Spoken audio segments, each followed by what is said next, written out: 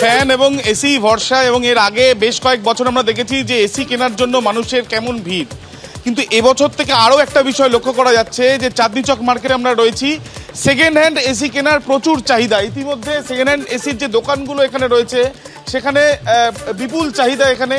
তার কারণ 43 ডিগ্রি সেলসিয়াসে পৌঁছে গিয়েছে তাপমাত্রা।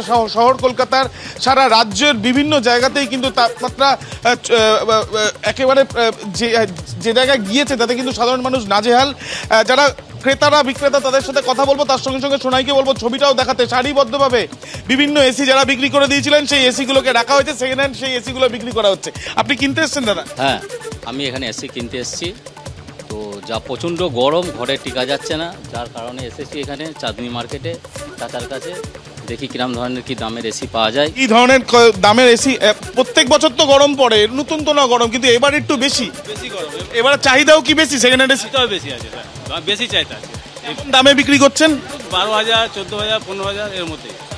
1.5 টন 15,000 মধ্যে, আর 1 টন 12,000 মধ্যে। প্রচুর চাহিদা। এবার ছবিটা তোমাকে দেখাচ্ছি, শুধুমাত্র একটি দোকান নয়, একাধিক দোকান এখানে রয়েছে সারিবদ্ধভাবে।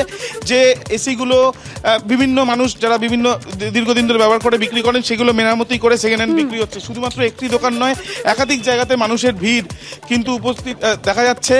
এবং এখানে দেখা যাচ্ছে একজন যারা এসি কিনেছেন, নতুন এসি কিনে এখানে রয়েছেন। তাপপ্রবাহের জন্য অনেকেই কিন্তু জ্বর নিয়ে আসছে। এই জ্বরটা কিন্তু ইনফেক্টিভ জ্বর নয়, এই জ্বরটা কিন্তু ওই হিটের জন্যই হচ্ছে। কি করে বুঝবো এই জ্বরটা হিটের জন্য হচ্ছে? প্রথম কথা দেখবেন ওদের জিভ শুকিয়ে আছে, ঠোঁট শুকিয়ে আছে, পেচ্ছাপ কমে গেছে, আর অনেকে কিন্তু আবার মাসেল ক্রাম কমপ্লেন করছে। এরকম যদি কমপ্লেন নিয়ে আসে, প্রথমেই আমাদের ভাবতে হবে যে বাচ্চাটার এই জ্বর হয়েছে এটা হিটের জন্য তো নয়। আর একটা ব্যাপার যেটা আমরা এখন দেখছি সেটা হচ্ছে বাচ্চারা খুব ডায়রিয়া নিয়ে আক্রান্ত হচ্ছে। অনেকেই দেখবেন পাতলা পায়খানা হচ্ছে, এইভাবে আসে। এই দুটো জিনিস খুব বেশি দেখা যাচ্ছে। ফ্লুইড বেশি করে দিতে হবে। ফ্লুইড মানে ফ্লুইড দিতে যে আপনারা কিন্তু কোল্ড ড্রিঙ্কস খাওয়াবেন না, বা গ্লুকন্ডি অনেকে খাইয়ে থাকেন, গ্লুকন্ডি খাওয়াবেন না, রাস্তার লাল নীল জল খাওয়াবেন না। তাহলে কোন ফ্লুইড খাওয়াবেন? নুন চিনির শরবত খাওয়াতে পারেন, ওআরএস খাওয়াতে পারেন, ডাবের জল খাওয়াতে পারেন, কাটা ফল নয় মরসুমি ফল খাওয়াতে পারেন। খাবার ব্যাপারে আমরা সবসময় বলছি যে সহজ পাচ্য খাবার খাবেন, মশলা জাতীয় জিনিস খুব একটা বেশি খাবেন না। প্রোটিন বড় বাচ্চা সবারই জন্য, এগুলো কিন্তু সবারই জন্য।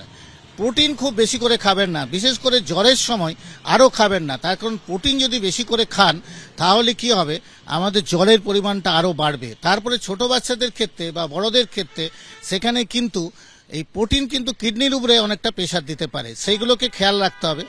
অনেকের হয়তো স্কুল ছুটি হয়ে গেছে, তা সত্ত্বেও অনেকে রোদে কিন্তু খেলতে বেরোতে চায়। রোদে কিন্তু একদম খেলতে বেরোবেন না।